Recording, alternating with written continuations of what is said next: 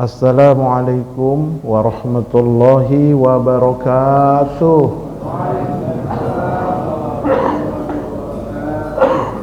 Alhamdulillahi hamdan thayyiban mubarakan fih kama yuhibbu rabbuna wa yardah. Ashhadu an la ilaha illallah wahdahu la syarikalah wa ashhadu anna Muhammadan abduhu wa rasuluhu la nabiyya ba'da.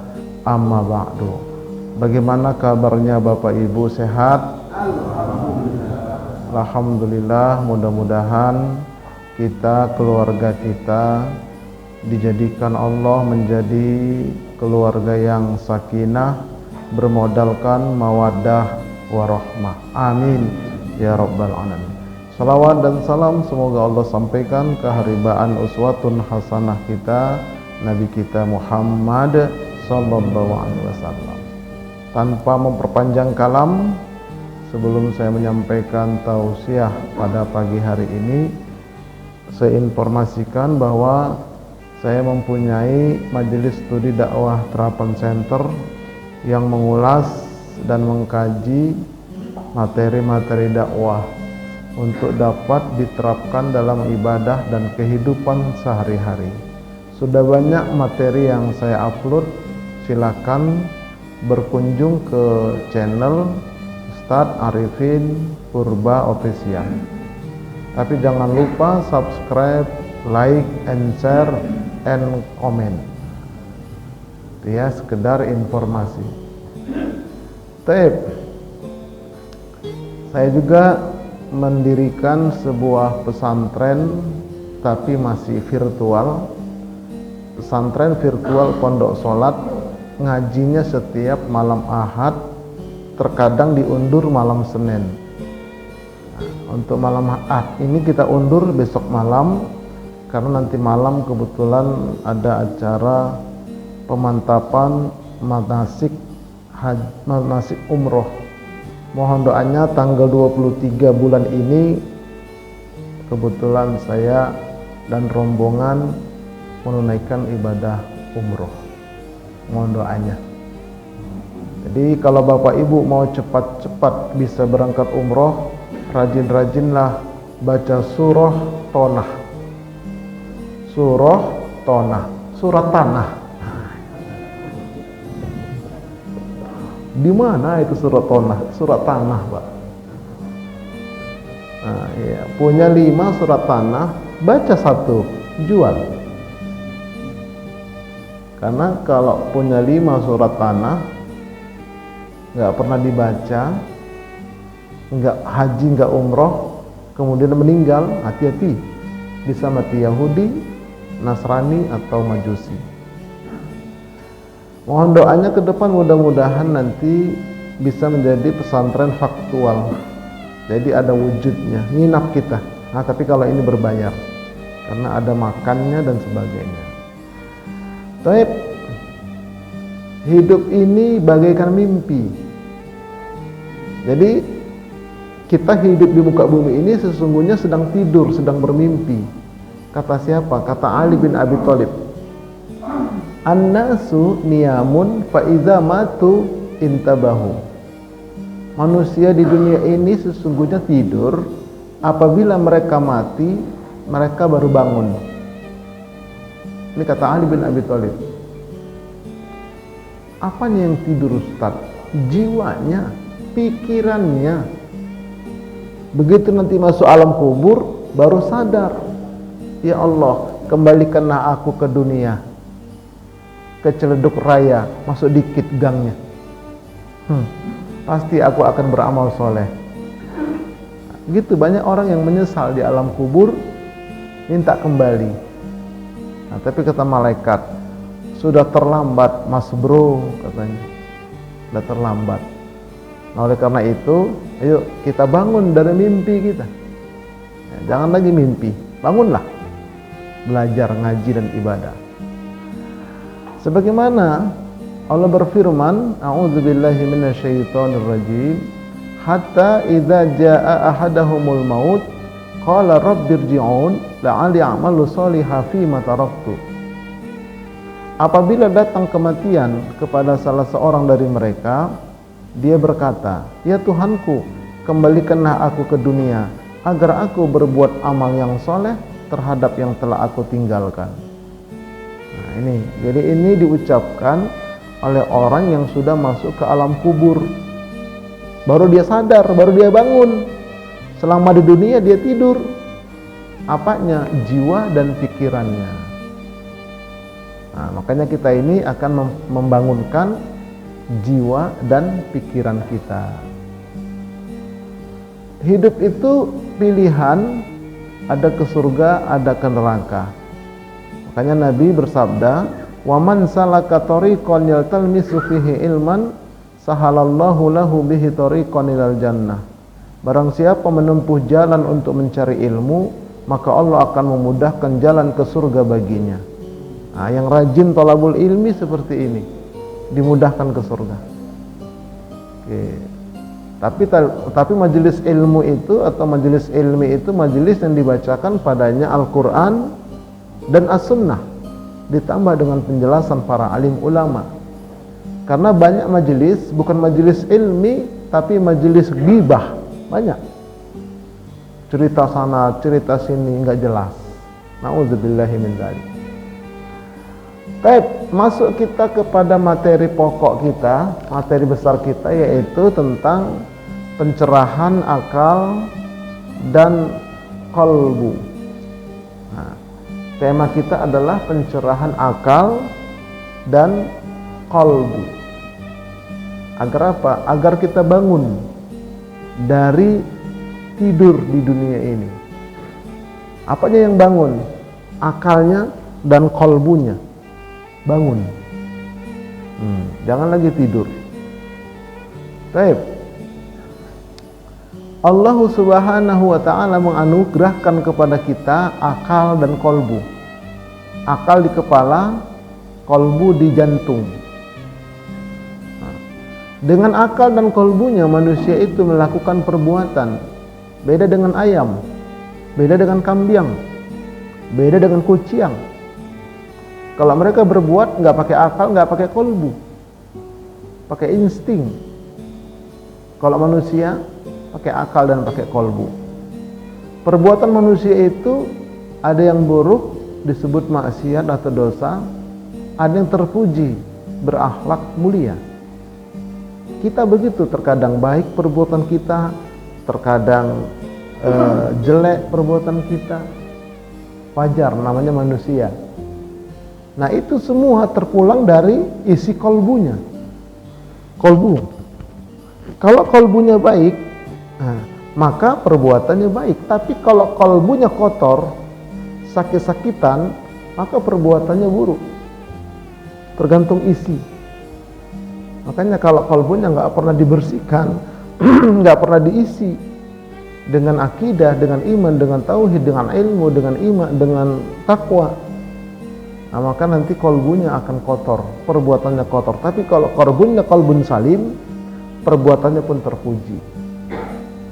Tapi ingat, isi kolbu itu tergantung isi akalnya, isi otaknya ini. Kalau isi otaknya itu kejahatan, rasional ala iblis, nah maka kolbunya kotor. Tapi kalau isi otaknya itu kebaikan-kebaikan, ulul albab, nah maka kolbunya kolbun salim. Nah itu urutannya, ya. Jadi terpulang dari isi akalnya itu, isi otaknya itu. Makanya letak di kepala dia. Luar biasa itu otaknya. Ini akan kita kaji. Nah, jadi kolbu inilah raja dalam diri kita. Raja dia yang memerintah, melaksanakan atau tidak melaksanakan. Kolbu, dorongan dari sini. Sementara akal inilah penasehatnya. Nasihatin kolbu dia. Makanya kalau akal ini nggak ada isi agamanya yang benar, maka dia nggak bisa nasihatin. Yang punya ilmu agama aja banyak yang keliru. Banyak yang keliru. Nah ini hati-hati, ini penasehat dia. Sementara seluruh anggota tubuh kita itu adalah rakyatnya. Mata, tangan, kaki, rakyat itu semua. Badan kita itu rakyat. Rajanya kolbu, dorongan jiwa. Jadi bilangnya kolbu, jangan hati lagi. Kalau hati itu liver dia. Kalau kolbu jantung. Yang betul adalah kolbu. Ala wahiyal kolbu, kata Nabi. Fi qulubihim marad. Nah itu kata Allah. Pakai qaf, jangan pakai kaf. Jangan kalbu. Kalau kalbu, maaf itu anjing. Kalbu, kalbun. Ini kalbu. Makanya nanti kalau lagunya itu direvisi sedikit.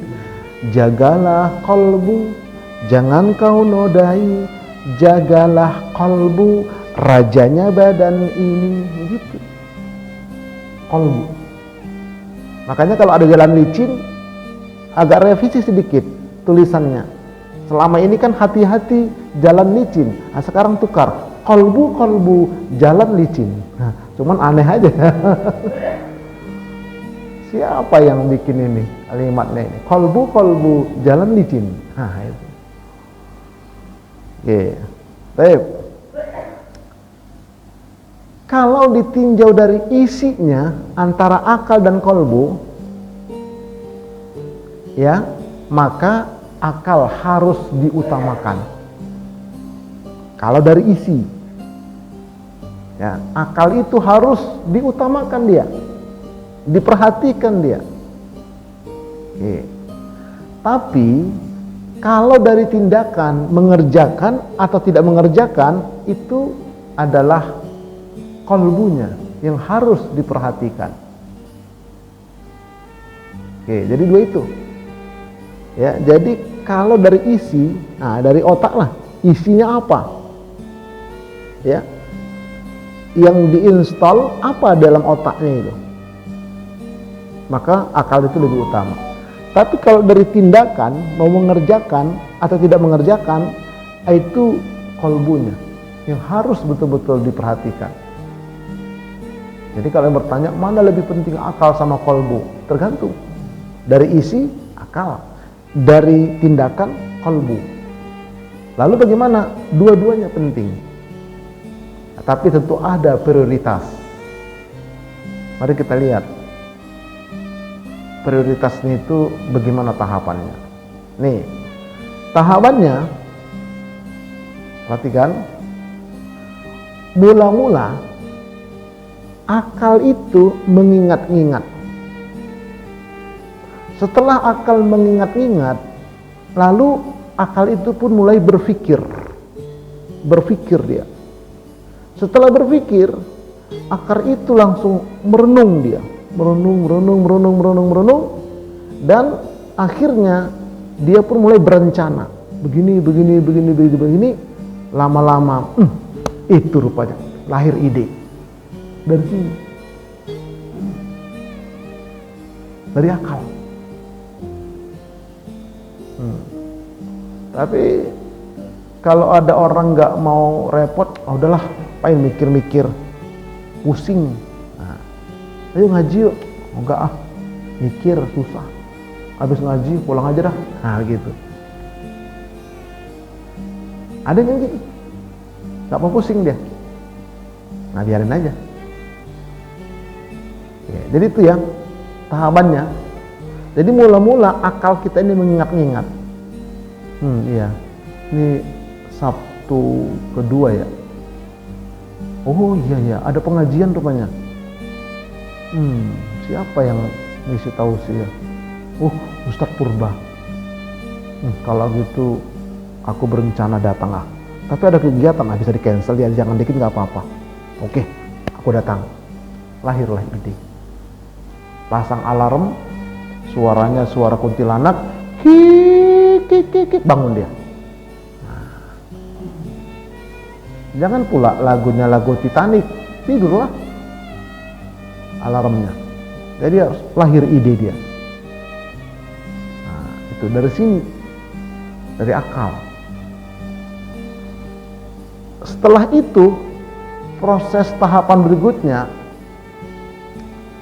ide ini ditransfer ke dalam kolbunya, ke dalam jiwanya. Setelah ditransfer, maka mulailah timbul niat. Niat mau ngaji.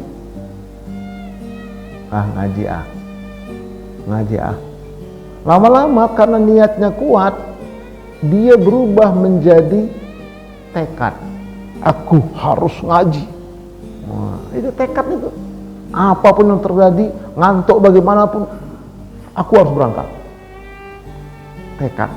Tekad itu menguat menjadi darah daging, kemudian menjadi karakter. Memang dia karakternya rajin ngaji. Begitu. Ini bisa dikiaskan untuk segala hal.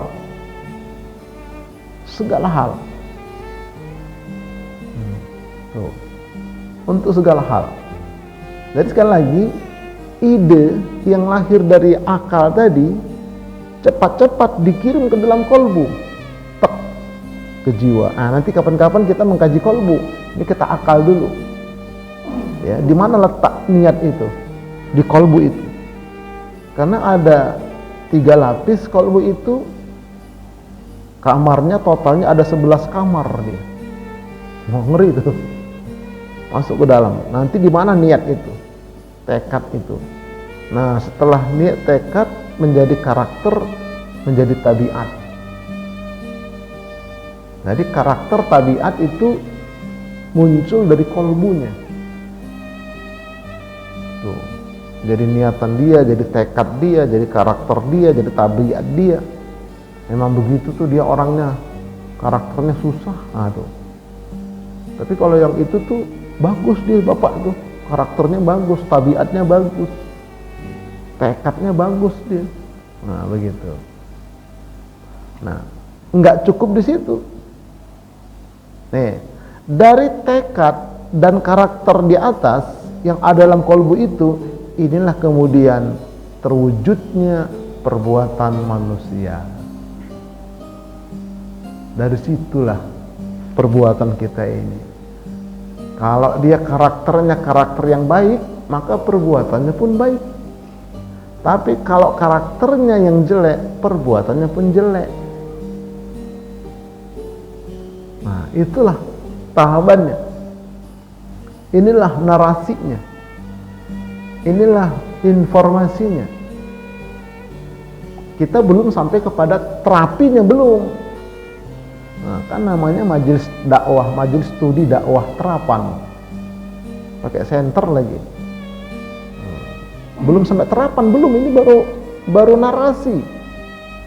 Baru konsep. Walaupun narasi, konsep penting. Peta dia, tahapan dia, langkah-langkah dia. Oke, jadi sekali lagi, mula-mula akal itu mengingat-ingat, kemudian berpikir dalam, berpikir keras, lalu merenungkan dia, akhirnya berencana dia, lahirlah ide. Ya. Dari ide ini, dia transfer ke dalam kolbunya, ke dalam jiwanya, lalu timbul niatan.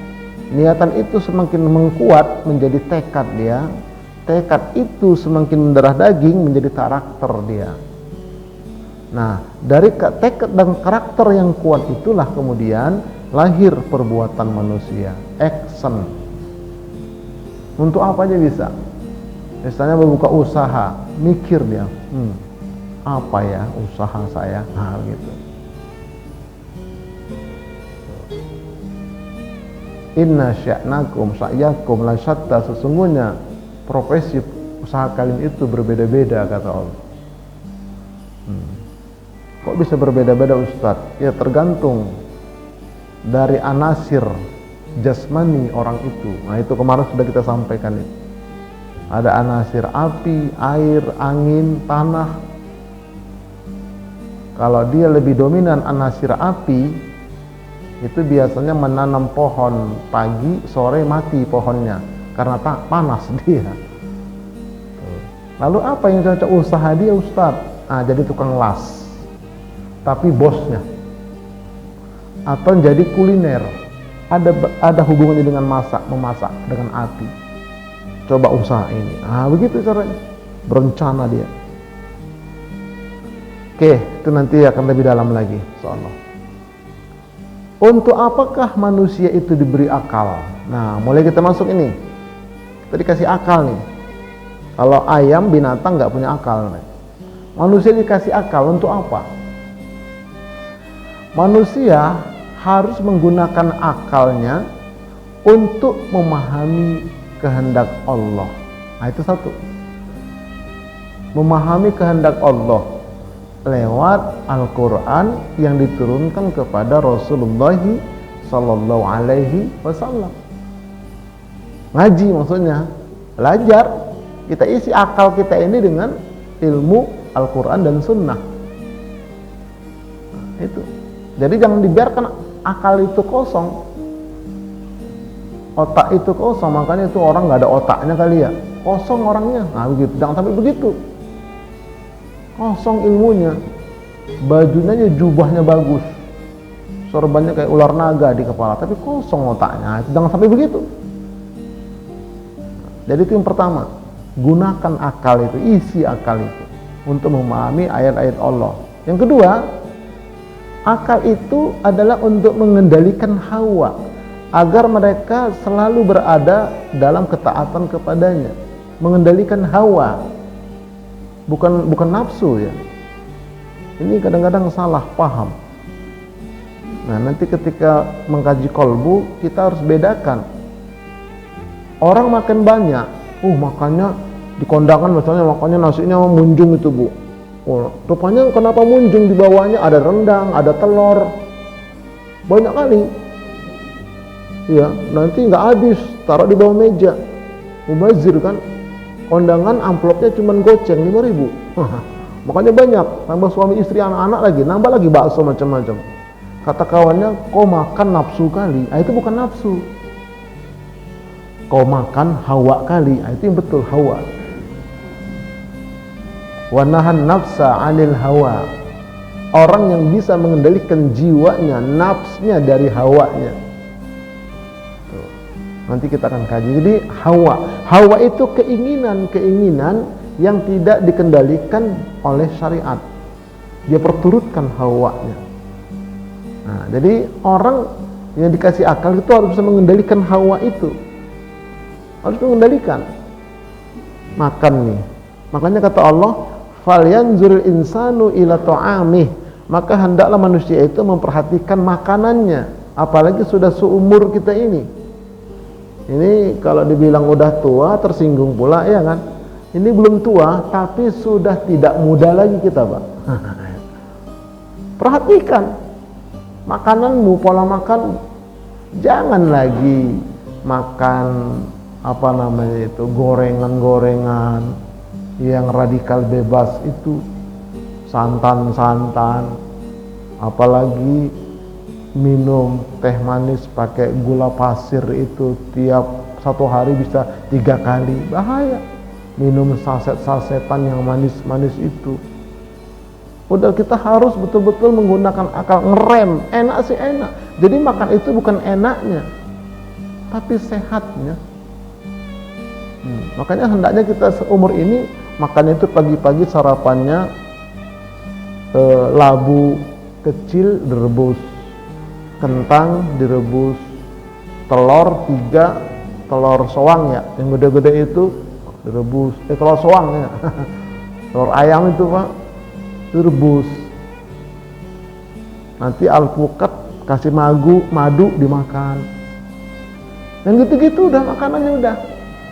Jangan diperturutkan pagi-pagi makan nasi uduk porsinya 1,5, tambah lagi bihunnya, gorengannya 5 tiap hari gitu. Udah nggak zamannya lagi. Harus direm dengan apa? Dengan pikiran, mikir. Nah itu harus bisa mengendalikan hawa. Dengan cara ini manusia dapat mencapai kemuliaan di sisi Allah dan menjalankan peran sebagai khalifah dengan baik di dunia ini. kenapa? Dia gunakan akalnya, dia isi akalnya untuk memahami syariat Allah dan untuk bisa mengendalikan hawanya. Jadi orang yang cerdas itu yang begitu tuh. Dia mikir dia. Taib. Makanya Allah berfirman, "Inna syarrad dawabbi 'indallahi as-summul bukmul ladzina la ya'qilun." Sesungguhnya binatang atau makhluk yang paling buruk di sisi Allah ialah orang-orang yang bisu, yang tuli, dan yang tidak mengisi dan tidak menggunakan akal. Nggak diisi, nggak digunakan akalnya sesuai dengan syariat. Itulah makhluk yang paling buruk. Allah kasih akal, nggak digunakan. Ini kata Allah, surah Al-Anfal ayat 22. Makanya kadang-kadang parkir motor, pantatnya ke sana, mobil nggak bisa lewat. Kata yang di mobil, dasar siapa sih yang parkir nih? Nggak punya otak kali ya? Kan begitu omongan. Mikir kayak, begitu kadang-kadang orang. Naik motor, tangan megang HP, kita di belakang. Mikir dong, pakai otak dikit lah. Masa naik motor main HP minggir aja. Kan begitu kadang-kadang kita. Itu nggak menggunakan akal. Dia tidak sampai digitukan orang kita. Bahaya. Kalau sudah sampai dicap begitu udah. Kadang-kadang abang-abang tukang angkot itu kita harus lebih berakal. Ya wajarlah dia begitu kayak jalan opungnya, jadi bikin dia main lambat di tengah pula. Mau kita bilang nggak punya otak, ya memang begitulah pendidikannya. Gitu dah. Kita yang punya otak yang waras agak ngalah dikit lah, begitu. Jangan pula kita kepancing. Nah ini, jadi Allah menegur binatang yang paling buruk adalah manusia yang dikasih akal tapi nggak diisi, nggak digunakan sesuai dengan syariat. Nggak mau ngaji, nah itu bahaya. Nggak mau ngisi, nggak mau diisi otaknya, dia kabur. Entah apa dia kerjakan di rumah. Padahal sini ada kopinya ya kan, ada kopinya, ada ini sarapannya. Oke. Nah sekarang kita lihat perbedaannya. Apa itu bedanya otak, akal, pikiran? Ustadz ini agak berat. Kapan lagi Pak? Kalau dikit-dikit berat, berat kok dikit-dikit. Kadang-kadang gitu orang ngaji. Terlalu dalam Ustadz. Ya, mau cetek terus apa? Terlalu berat Ustadz. Mau ringan terus apa? Enggak begitu. Kelihatannya berat, tapi kalau kita kemas dengan kemasan yang baik, insya Allah jadi ringan dia. Apalagi kita bantu dengan slide. Bisa kita lihat, kita baca, kita renungkan, kita bayangkan, langsung aktif otaknya. Oke, ya. Nih kita lihat dari otak dulu, otak manusia, bukan otak-otak itu yang dimakan, yang jual itu bukan ya, otak-otak lain gitu. Nah, dari otak dulu kita lihat nih. Ya. Apa sih otak? Jadi bahasa ilmiahnya, otak itu brain. Betul Pak Ketua ya? Brain ya. Adalah organ utama dalam sistem saraf pusat yang kompleks terletak di dalam tengkorak. Nah, ini secara fisik dia, secara hardware. Dalam ilmu elektronik, hardware dia. Jadi dikulung dia pakai tengkorak dia. Jadi fisik ya. Jadi otak itu lebih kepada fisik dia. Kemudian berfungsi sebagai pusat kendali untuk semua fungsi tubuh, termasuk pikiran, ingatan, emosi, gerakan, pernafasan, dan pengaturan suhu badan. Terus dari otak secara fisik. Nah kemudian otak itu terdiri dari miliaran sel saraf atau neuron yang saling terhubung dan terbagi menjadi 3 bagian utama, yaitu otak besar, otak kecil, dan batang otak. Ini kayak kita belajar biologi ya, dulu waktu masih SMP atau SMA ya? SMP. Nah itulah otak.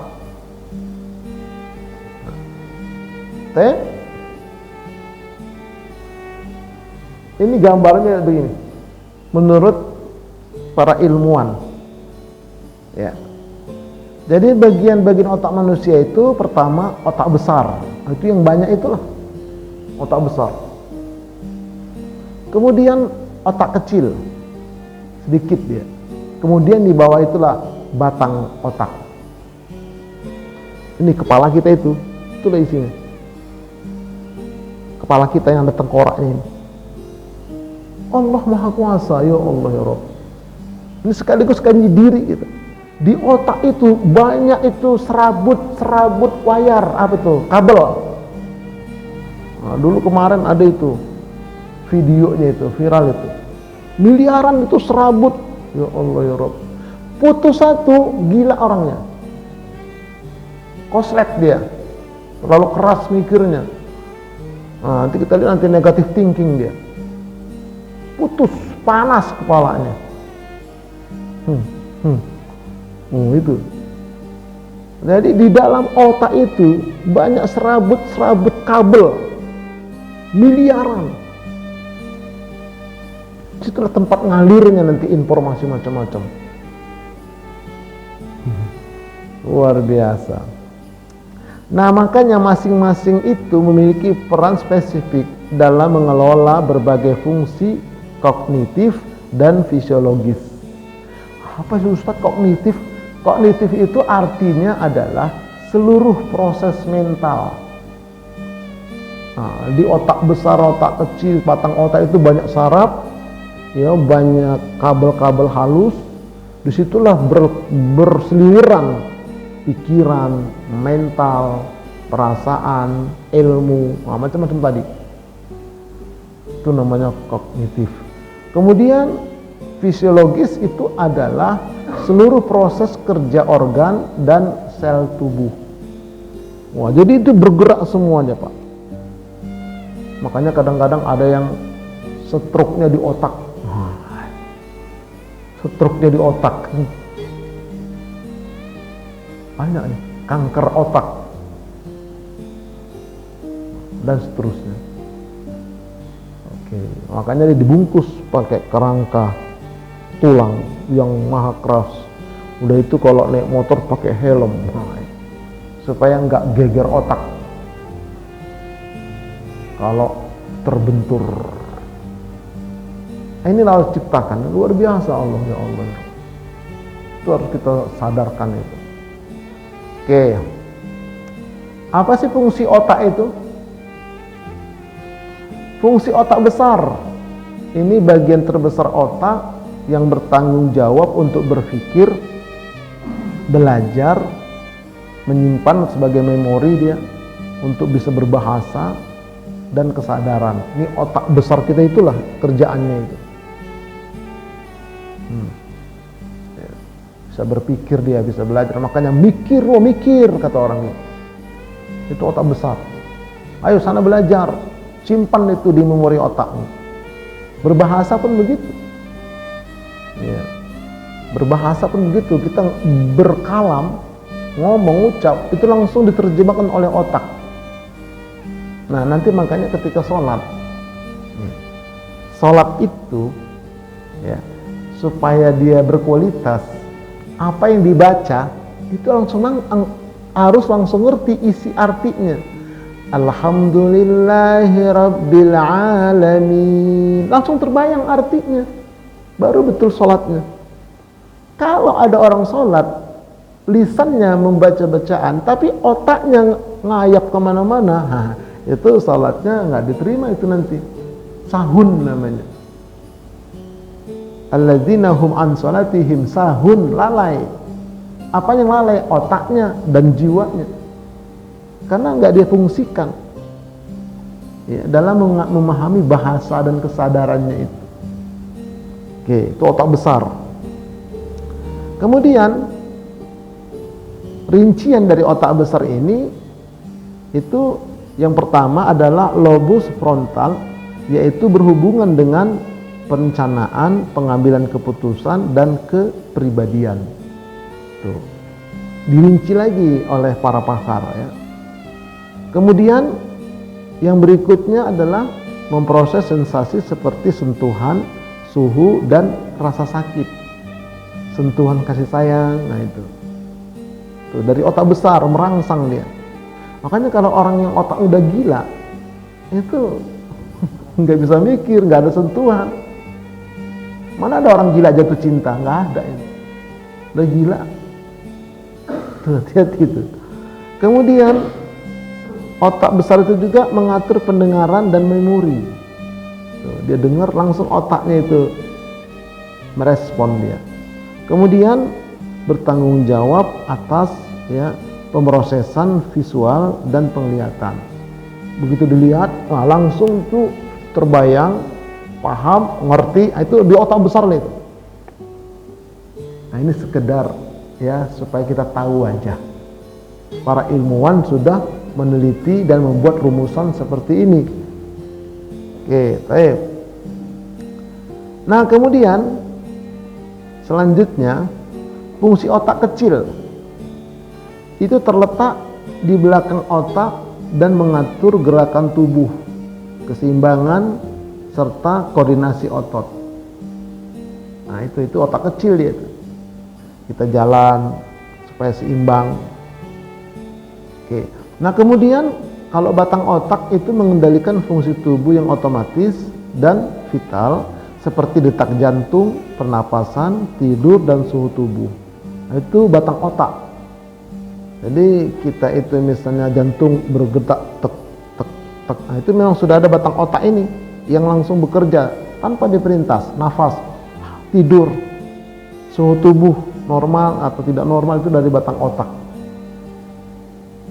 Begitu menurut penelitian para pakar. Nah, adapun fungsi otak lainnya diantaranya itu adalah menerima dan menafsirkan informasi dari panca indera, dari penglihatan, pendengaran, penciuman, rasa dan sentuhan. Nah itu fungsi otak yang lebih spesifik dia. Nah juga mengontrol gerakan tubuh yang disengaja dan mengatur otot. Kemudian menjaga organ-organ tubuh berfungsi secara otomatis tanpa perlu kesadaran seperti mengatur tekanan darah dan pernapasan.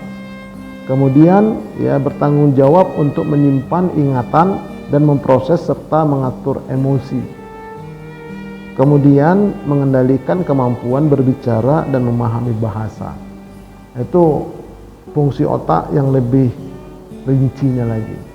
Nah ini sekedar tahu aja kita bahwa Allah memberikan otak secara fisik itu kepada kita. Oke ya. Nah kemudian akal. Otak, akal, pikiran. Sekarang akal. Akal merupakan serapan dari bahasa Arab yaitu aklun, al-aqlu. Bahasa Arab itu akal, pakai ain ya. Pakai qaf. Adalah suatu peralatan rohaniah manusia yang berfungsi untuk membedakan yang salah dan yang benar. Nah, itulah baru sekarang apa namanya itu softwarenya. Kalau otak tadi hardwarenya, kalau akal ini softwarenya. Softwarenya itu potensi, ya. Jadi dia berpotensi bisa membedakan mana yang salah, mana yang benar. Tapi nanti tergantung isinya itu pikiran. Install yang diinstalnya apa, begitu. Nah, serta menganalisis sesuatu yang kemampuannya sangat tergantung luas pengalaman dan tingkat pendidikan, baik formal maupun informal. Itu nanti tergantung isinya nanti. Itulah pikirannya. Dia isi nggak otaknya itu? Akalnya itu maksudnya. Akal itu diisi nggak? Oke. Kalau dia isi dengan ilmu dan sebagainya, nanti dia akan berfungsi dengan baik. Kemudian Akal juga merupakan alat yang dapat menyampaikan kebenaran dan sekaligus sebagai pembukti dan pembeda antara yang hak dan yang batil. Serta apa yang ditemukannya dapat dipastikan kebenarannya asal saja persyaratan-persyaratan fungsi kerjanya dijaga dan tidak diabaikan. Nah, tentu nanti tergantung isinya tadi. Tapi yang jelas akal itu adalah sebuah potensi yang bisa membedakan mana yang hak, mana yang batil. Oke ya. Itu namanya software. Nah, sekarang kita lihat apa pandangan Islam terhadap akal. Islam adalah agama yang sangat memperhatikan peran dan fungsi akal secara optimal, sehingga akal dijadikan sebagai standar seseorang diberikan beban, taklif atau sebuah hukum. Makanya seorang anak sudah wajib sholat apabila dia sudah balik dan berakal. Balik dan berakal. Kan nanti ada anak-anak, ada mumayyiz, ada balik, ada berakal. Tuh. Kalau kita ini udah berakal belum? Nah, itu dia. Artinya potensi akalnya itu sudah bisa aktif belum? Nah, itu sesuai nanti dia hampir bersama dengan umur dia. Kalau laki-laki itu balik berakal itu standar awal startnya itu adalah ketika sudah mulai mimpi basah. Ini kita udah mimpi basah belum? Banjir. Kan lagi basah udah banjir gitu mah. Kalau perempuan itu startnya itu ketika datang bulan April kayak bulan Oktober kayak itu. Nah, setelah itu balik berakal itu. Makanya akal ini sangat diperhatikan dalam Islam. Orang gila, nah itu nggak kena hukum dia. Orang tidur pun nggak kena hukum. Begitu dia bangun, baru dia wajib. Tuh, iya. Makanya sholat subuh itu wajib bagi orang yang nggak tidur. Bagi yang tidur belum. Begitu dia bangun, baru wajib subuh. Udah jam 9, ya qadha dia gitu. Tuh, berakal. Nah, jika seseorang kehilangan akal, maka hukum pun tidak berlaku lagi baginya. Saat itu dia dianggap sebagai orang yang tidak terkena beban apapun. Nih ya, kehilangan akal, tapi ingat, kehilangan akalnya ini ada unsur kesengajaan atau tidak. Kalau ada unsur kesengajaan, nah itu nanti dipertanggungjawabkan. Contohnya dia ikut pilkada, udah habis-habisan rumah dijual, mobil dijual, kalah dia, akhirnya dia lari-lari ke jalanan pakai celana kolor doang. Ada gila lah dia. Nah itu macam mana itu Ustaz? Kena hukum gak itu? Kena lah, kenapa? Ulah dia. Namanya gila jabatan. Hati-hati. Kayaknya mikir lah mau jadi pilkada kok sampai habis-habisan begitu. Aduh. Begitu udah menang nanti pusing dia. Gimana supaya pulang modal bayar utang, kan saya ngutang semua itu. Gitu. Akhirnya ya itu nggak ngurusin rakyat lagi, ngurusin pribadi lah. Sama begitu dah. Itu dia. Oke, akan digunakan akal, mikir. Kalau sebelum kita ngikut mikir, aduh repot inilah. Dunia repot apalagi ntar di sananya gitu. Oke, nah sekarang kita lihat apakah logika itu juga akal? Apa bedanya logika sama akal? Logis. Perbedaan paling utama antara akal dan logika adalah ini kayak kuliah Pak ya. Ya memang kuliah subuh kita ini ya kan. Kuliah kita ini. Semester berapa? Semester 3 lah. Nah, logika adalah studi sistematis tentang bentuk argumen. Jadi logika itu dia berargumen tapi sistematis. Itu logika. Wah, kita ngaji subuh ini logis sekali ya, itu karena sistematis. Tapi kalau ada ceramah tak pakai gini, ngawur, itu mana sih, nggak logis deh, acok kemana-mana dia, itu hati-hatilah.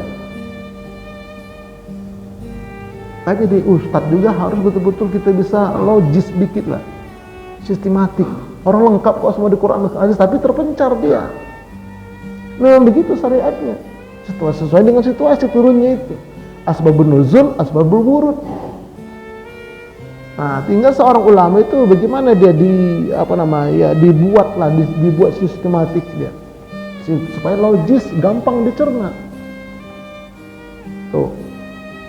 Nah, akal ya adalah penerapan logika untuk memahami dan menilai sesuatu. Nah, setelah sistematis baru gunakan akal. Gimana nerapinnya? Begitu. Nah, ini pun baru narasi, kita belum sampai ke dalam terapannya ya, sabar. Ketemu nanti insya Allah.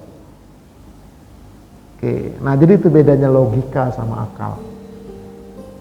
Jadi logika itu lebih kepada sistematik dia, tersusun rapi dia. Baru akal nanti itu baru bagaimana ini nerapinnya. Oke.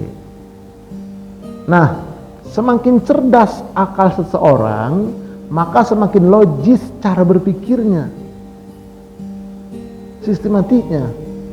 Betul dia, luar biasa, alhamdulillah, puji Allah.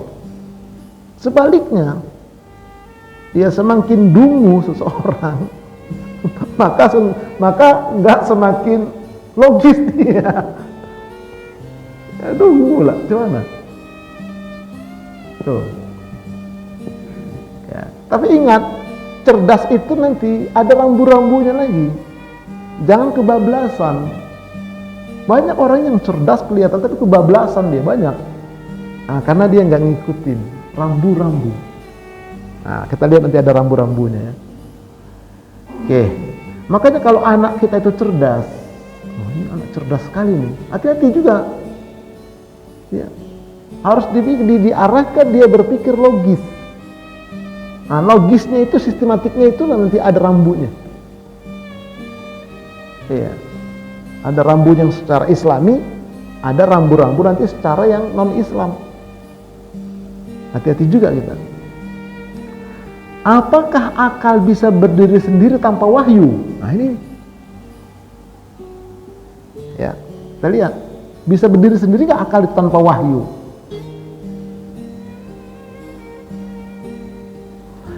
Akal tidak bisa berdiri sendiri. Ini sebagian pakar mengatakan, akal tetap sangat membutuhkan wahyu sebagai piranti atau alat untuk membimbing dan mengarahkan fungsi akal itu. Nah, ini sebagian pakar mengatakan nggak bisa berdiri sendiri dia harus dibimbing oleh wahyu. Tapi sebagian pakar mengatakan bisa, namun 1.000.000. Siapa itu? Nah, itulah para ilmuwan. Dia teliti dengan akalnya, dia sadar, dia cari agama yang sesuai dengan penelitian dia, ketemu Islam, masuk Islam. Ada yang seperti itu. 14 abad yang lalu belum ada dokter kandungan anak, tapi surah Al-Mu'minun ayat 12-14 sudah menceritakan bagaimana proses terjadinya manusia dalam kandungan ibu. Ini bukan karangan Muhammad, ini pasti firman Tuhan itu. Masuk Islam. Dia teliti di laut itu ada air asin, ada air tawar, enggak menyatu. Disebutkan di Quran seperti itu. Wah, ini enggak main-main, masuk akal sama dia. Dia akhirnya masuk Islam. Jadi ada orang yang sadar dia dengan akalnya murni masuk Islam. Ada, tapi 1.000.000. Nah, bagi kita ini nggak usah terlalu begitu. Nggak boleh berdiri sendiri akal kita, dibimbing pakai wahyu.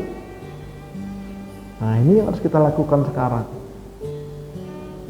Kalau bebas begitu berpikir filsafat seperti itu, Pak, bahaya. Nggak bisa, kita tanggung. Ibarat Belajar pencak silat baru kenal 1 jurus 2 jurus, wah udah macam-macam dia. Padahal kalau betul-betul dia kenal jurus full, dia nunduk, bahkan dia menampakkan diri seolah-olah nggak punya ilmu. Nah itu. Jadi sekali lagi, akal itu harus dibimbing dengan wahyu. Akal digunakan sebagai daya berpikir untuk sampai kepada Tuhan, sekaligus memberikan penjelasan lebih rinci terhadap informasi dan pernyataan wahyu. Nah itu dia. Jadi akal itu nanti dia baru menjelaskan, menafsirkan, mentakwilkan. Oke. Karena nanti ayat Quran itu ada yang muhkamat, ada yang mutasyabihat. Kalau muhkamat itu bisa dicerna oleh akal. Kalau mutasyabihat itu diyakinkan dalam kolbu, terpisah dia. Nah, yang mutasyabihat itu misalnya alif lam mim yasin, itu Allahu a'lam bi muradihi. Cukup dalam kolbu, nggak boleh dengan akal, nggak boleh ditafsir. Yadullah fawqa aydihim, tangan Allah di atas tangan mereka. Tangan di situ adalah mutasyabihat, nggak boleh ditakwil, nggak boleh ditafsir, nggak boleh pakai akal, pakai iman. Begitu. Allah bersemayam di atas aras, itu mutasyabihat. Jangan pakai akal, tapi pakai kolbu, iman. Setiap sepertiga akhir malam Allah turun ke langit dunia. Hadisnya begitu. Nah itu nggak boleh pakai akal. Bagaimana turunnya? Pakai lift, pakai tangga ya. Ntar kalau turun di Indonesia, di Amerika berarti kemana dong? Jangan begitu. Udah imanin aja begitu kalimatnya. Udah iman, hanya Allah yang tahu hakikatnya. Nah itu nanti seperti itulah. Jadi akal dan wahyu. Oke. Nah kemudian wahyu tidak akan berfungsi tanpa adanya akal. Begitu juga akal tidak akan, ia akan kehilangan arah tanpa pembimbingan wahyu. Jadi saling menguntungkan, saling memerlukan. Kalau mau menjadi khalifah Allah yang baik di muka bumi ini. Jadi akal itu dibimbing sama wahyu, termasuk Quran dan Sunnah itu wahyu. Dikit lagi, apakah dengan akal saja dapat mengetahui Tuhan? Nah ini tadi. Ya. Menurut Muhammad Abdu dan Harun Nasution, akal dapat mengetahui adanya Tuhan, dapat mengetahui bahwa manusia wajib ya beribadah dan berterima kasih kepadanya.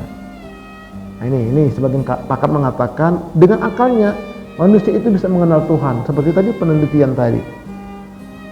Nah, tetapi akal tak sanggup mengetahui semua sifat-sifat Tuhan dan tak dapat mengetahui cara yang sebaiknya beribadah kepadanya. Wahyulah yang membimbingnya, maka diutus para nabi dan rasul. Sembah Allah, caranya macam mana? Nabi contohkan. Salat begini contohnya, umroh haji begini manasiknya, dan seterusnya. Nggak boleh kita menyembah Tuhan, kita kenal Tuhan, kenal Allah, cara kita nggak boleh. Itu nanti namanya bid'ah.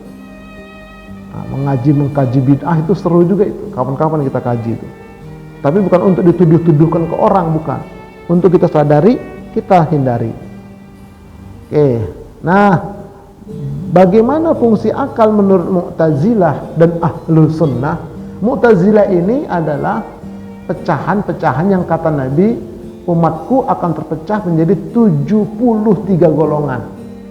72 terancam neraka, 1 yang akan selamat ke surga, yaitu Ahlus Sunnah wal Jamaah. Tapi semuanya ngaku. Nah ini masalahnya. Bagaimana itu Ahlus Sunnah? Kapan-kapan kita kaji. Banyak PR kita ini. Kita lihat dulu. Menurut golongan Mu'tazilah, daya pikir atau akal itu manusialah yang kuat. Jadi artinya kita itu dikasih akal, udah gunakan akal seoptimal mungkin. Allah nomor 2, yang penting akal itu semua. Nah itu kata Mu'tazilah. Kalau kurang nggak masuk akal, singkirkan, cari yang masuk akal, begitu. Jadi semuanya akal yang paling utama, itulah kelompok Mu'tazilah. Makanya liberal itu ke sana. Ya, orientalis. Makanya nanti kita belajar agama nanti tahapan berikutnya ya. Menyerap ilmu jangan hanya taruh di akal, langsung kirim ke kolbu. Di mana ditaruh nanti di lapisan ketiga, lapisan dalam, di kamar berapa, begitu. Ilmu itu taruh di dalam, jangan sekedar di sini. Kalau sekedar di akal ilmu itu, maka dia menjadi orang yang Islamologi, menjadi orang yang orientalis, menjadi orang liberal. Pinter otaknya, ilmunya banyak, tapi cuma sampai di sini. Makanya kata Nabi, berdoalah kepada Allah, wa na'udzubika ya Allah min ilmin la yanfa. Berlindung kepada Engkau ya Allah dari ilmu yang gak ada manfaat, karena cuma sampai di otak, nggak sampai ke kolbu.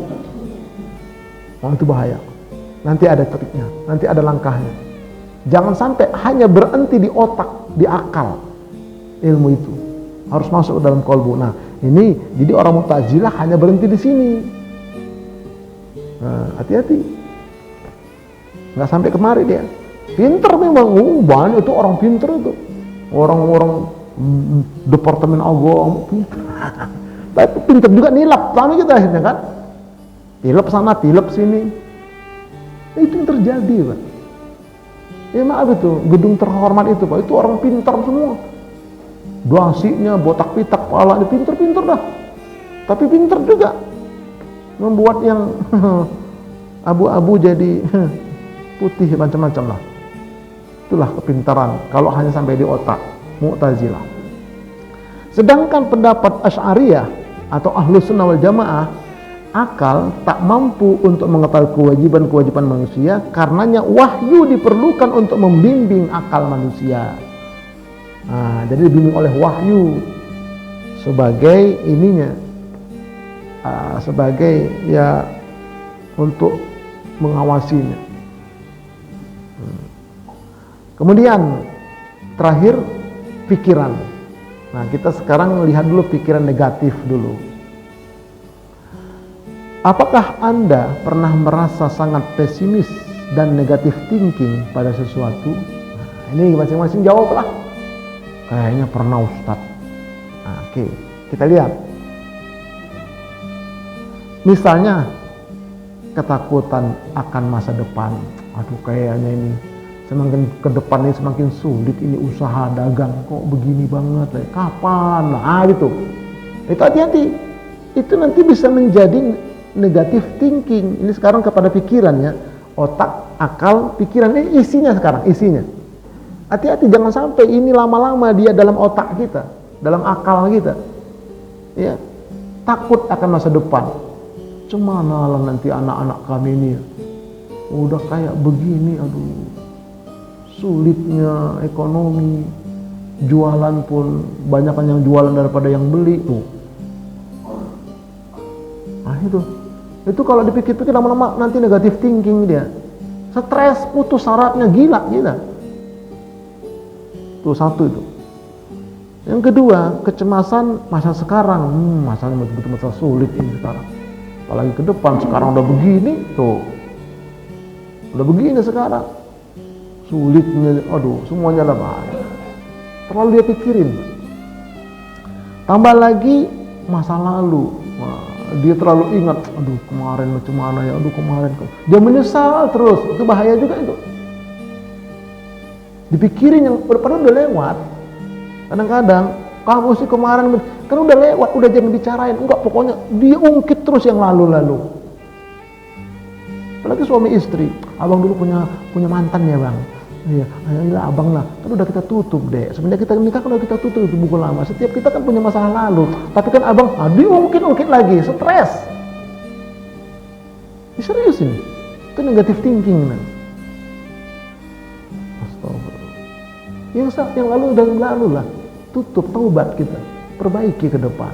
Nah. Kemudian menganalisis secara berlebihan. Nah, ini juga nggak boleh. Ini sih, aduh, macam mana pengajian kayak jadi analisis pak, stres sendiri akhirnya. Kemudian apa lagi? Berpikir berlebihan. Ya, ada berita apa dia pikirin, kok begini ya, ijazah palsu kok nggak beres-beres, begitu pikirin sama dia. Sebetulnya kalau kita punya berpikir yang positive thinking nanti, ya wajar. Itu antara yang pro sama yang kontra, yang termul sama non termul, Itu kan dua-dua bisa jadi sandiwara. Ayo bikin masalah, nanti kita tak begini, dapat duit semua. Kan begitu, zaman dulu kan begitu Pak. Dukun-dukun zaman begitu, ada dukun nyebarin penyakit, ada dukun ngobatin, bagi dua orang itu.